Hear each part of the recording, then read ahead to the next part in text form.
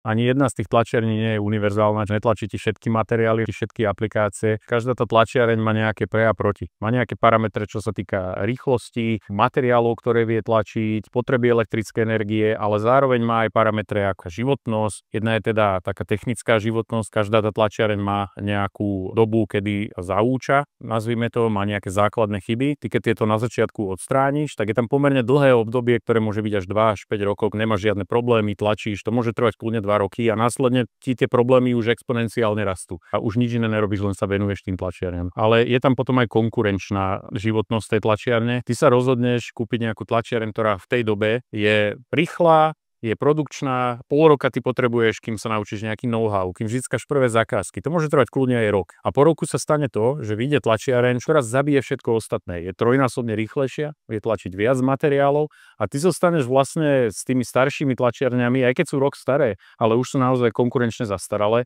a zostaneš vlastne drahší ako je konkurencia, ktorá má už tie nové stroje s dlhšími dodacími dobami a máš možnosť pokračovať s tou farmou, s tými staršími strojmi a ísť pod cenu. Už tvoj biznis nie je tak rentabilný, ale snažíš sa udržať s tými staršími strojmi naproti konkurencii, čiže musíš ísť cenovo nižšie. Alebo druhý variant je, celé to chytíš, rozpredáš to na bazáre za pár eur a nakúpiš si tie aktuálne nové stroje, ktoré opäť môžu byť, to riziko tam je, môžu byť na rok.